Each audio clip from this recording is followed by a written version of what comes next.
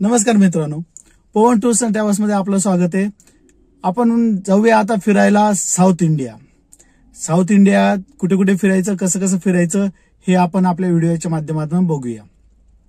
तुम्हाला पण south India फिरायचं असेल तर अवश्य मला कॉन्टॅक्ट करा, मी तुम्हाला पूर्ण साऊथ इंडिया फिरून आणेल।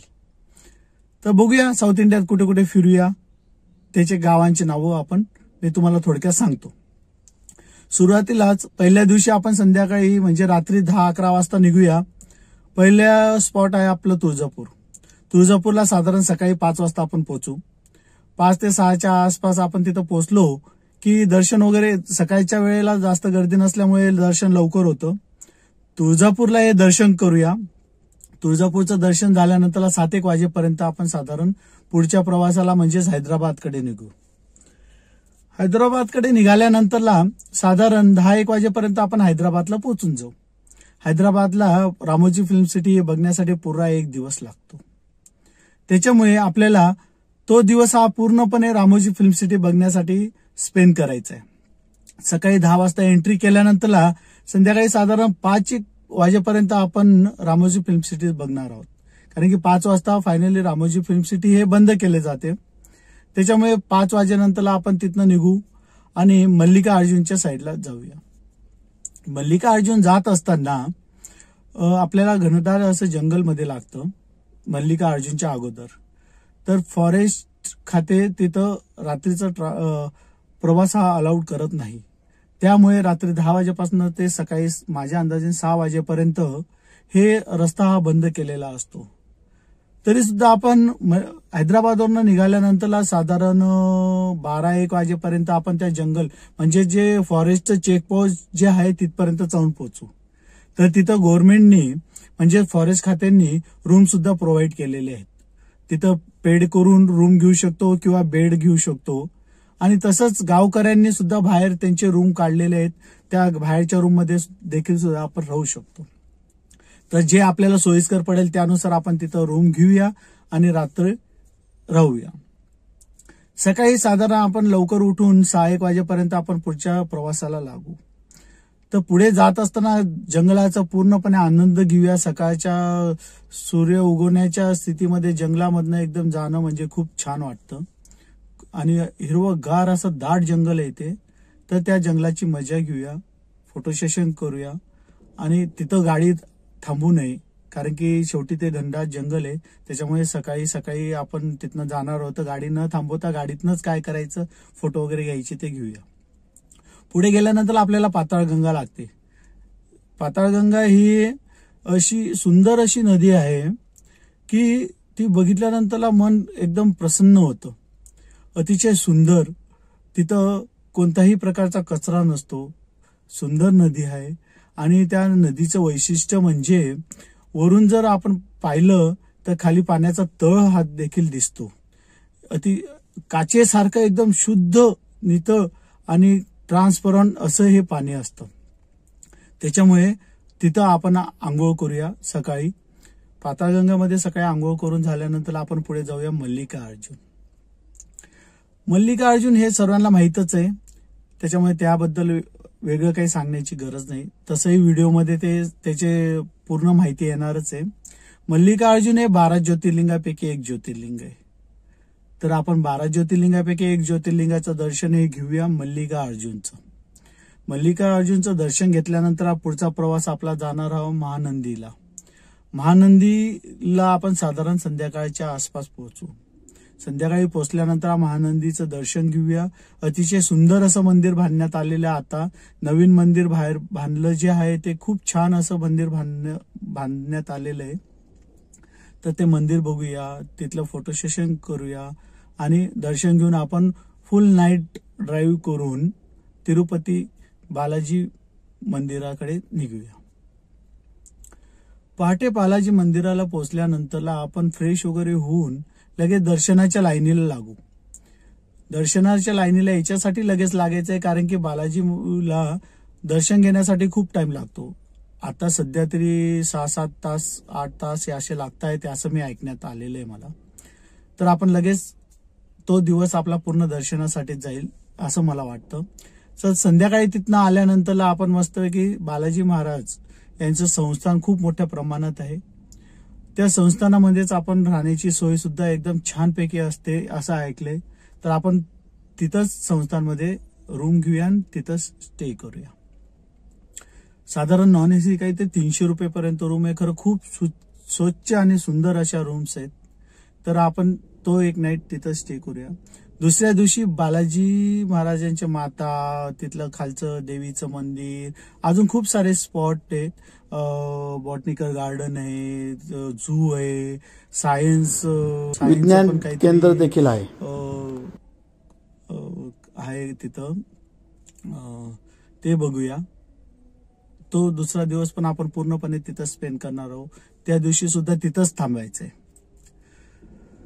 तर दुसऱ्या दिवशी नंतरला सकाळी निघाल्यानंतरला आपण तिथनं निघणार आहे गोल्डन टेम्पल.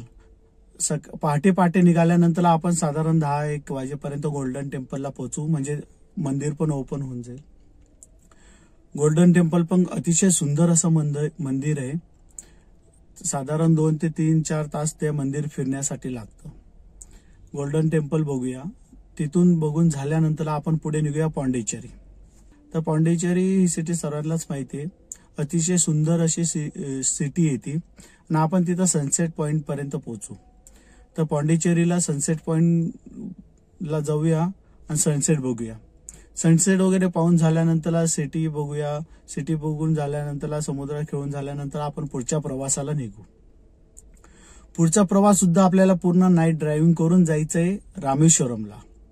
साधारण आपण रामेश्वरमला पहाटे पोहोचू. सकाळी 6-1च्या सुमारात आपण रामेश्वरमला पोहोचू. रामेश्वरम देखील 12 ज्योतिर्लिंगापैकी एक ज्योतिर्लिंग आहे. म्हणजेच साऊथ साईडच्या प्रवासामध्ये आपले 2 ज्योतिर्लिंग होणार आहे. एक मल्लिकार्जुन, दुसरं म्हणजे रामेश्वरम. मग रामेश्वरमला सकाळी पोहोचल्यानंतर आपण तिथल्या अग्नितीर्थामध्ये स्नान करूया. अग्नितीर्थात स्नान करून झाल्यानंतरला रामेश्वरमचे महादेवांचं दर्शन घ्यायला जाऊया. तिथं जे मध्ये कुंड आहेत त्या सर्व कुंडांचं पाणी आपण म्हणजे स्नान करूया. त्या कुंडांमध्ये स्नान करून झाल्यानंतरला तसंच देवाचं दर्शन घेऊन बाहेर येऊया. आल्यानंतरला चेंज वगैरे करून झालं की आपल्याला प्रभू रामचंद्रांनी सीताला घेण्यासाठी जिथं गेले होते तेव्हा हनुमानाने तिथं ब्रिज बांधला होता, रामसेतू ब्रिज. ते रामसेतू ब्रिज बघायला जाऊया. रामसेतू ब्रिज आता तर दिसत नाही. खरं आपण भारताच्या शेवटच्या टोक म्हटलं जातं त्याला. आपण भारताच्या शेवटच्या टोकाला जाऊन व्हिजिट करूया. तिथं समुद्राचा संगम देखील आहे. 2 समुद्र एकत्र मिळतात तिथं. तर त्या भारताच्या शेवटच्या टोकाला जाऊया आणि आनंद घेऊया. तिथनं आल्यानंतरला रामेश्वरम मध्ये अजून काय असतील नसतील ते पॉइंट पण बघूया. ते सर्व बघून झाल्यानंतरला तिथं स्टे करू. दुसऱ्या दिवशी सकाळी आत्मलिंगाचं हे दर्शन सकाळी 4 वाजता होतं. तर परत एकदा ज्योतिर्लिंगाचं दर्शन घ्यायला जाऊया. त्या लिंगचं दर्शन घेऊया आणि आपण पुढच्या प्रवासाला निघूया, म्हणजेच मदुराईकडे. मदुराईला मीनाक्षी माता टेम्पलचं दर्शन घेऊया. मदुराईमध्ये अजून 2-3 स्पॉट जे काही असतील ते बघू आणि पुढच्या दिशेला निघूया, म्हणजेच कन्याकुमारीकडे. कन्याकुमारीला साधारण आपण निघाल्यानंतरला म्हणजे दुपारनंतरला किंवा संध्याकाळच्या आसपास निघाल्यानंतरला तेव्हा पण फुल नाईट ड्राईव्ह करून आपण साधारण 2 ते 3-4च्या आसपास काहीतरी कन्याकुमारीला पोहोचू. तिरुपती सारखंच कन्याकुमारीला देखील विवेकानंदांचं संस्थान आहे. विवेकानंदांच्या संस्थानामध्ये अतिशय सुंदर असे रूम आहेत. खूप छान तिथं मॅनेजमेंट आहे. खूप छान रूम्स केलेले आहेत. तर आपण पण आपल्याला तिथले रूम अवेलेबल असतील तर आपण पण तिथं स्टे करूया. तिथं रात्री पोहोचल्यानंतरला स्टे करू. सकाळी उठून आपण विवेकानंदांचे स्मारक वगैरे बघूया. ते बघून झाल्यानंतरला संध्याकाळी आल्यानंतरला तिथं स्टे करून दुसऱ्या दिवशी सकाळी आपण तिरुवनंतपुरमला निघूया. तिरुवनंतपुरमला निघाल्यानंतरला तिथं तिरुवनंतपुरमचं दर्शन करूया.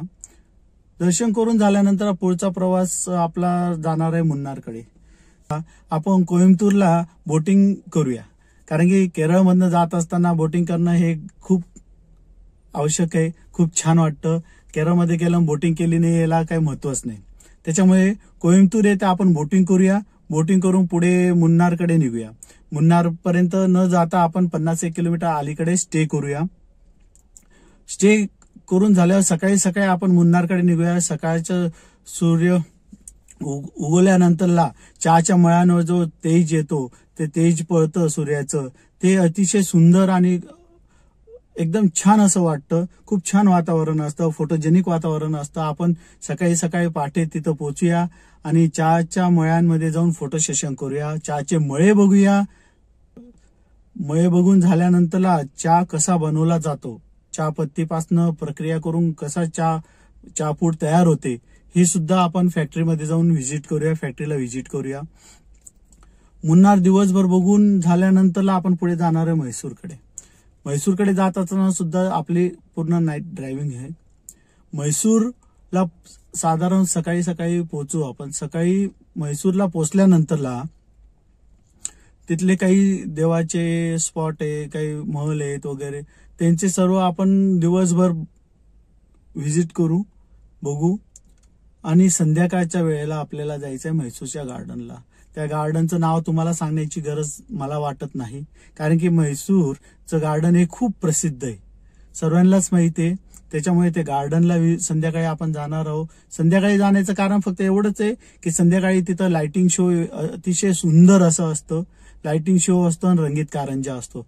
त्याच्यामुळे ते कारंजावर लाइटिंग आणि लाईटमध्ये कारंजा एवढं छान वाटतं आणि खूप मस्त मजा येणार आहे. तर आपण तिथं पण फोटो सेशन करूया आणि आपली ट्रिप वापसीला निघूया, म्हणजे परत येण्यासाठी आपण निघूया. तर हे जेवढे स्पॉट सांगितले मी, हे सर्वे दिवसाच्या हिशोबाने आपल्याला व्हिडिओ एक दिवसाला बघायला भेटणार आहे. तर तुम्हाला ते व्हिडिओ बघून तर वाटलंच की आपण साऊथ इंडिया फिरायला पाहिजे, तर अवश्य मला कॉन्टॅक्ट करा. माझे कॉन्टॅक्ट नंबर खाली असणारच आहे. तुम्हाला पण फिरायचं असेल तर सांगा, आपण नक्कीच परत ट्रिप करूया आणि तुम्हाला पण फिरवण्याचा प्रयत्न करेल. तुम्हाला असेच कुठे फिरायचं अजून असेल तर मी जिथं जिथं फिरतो तिथले व्हिडिओ टाकतो. तर तुम्ही सबस्क्राईब करून ठेवा, म्हणजे तुम्हाला ते व्हिडिओ बघता येतील. धन्यवाद.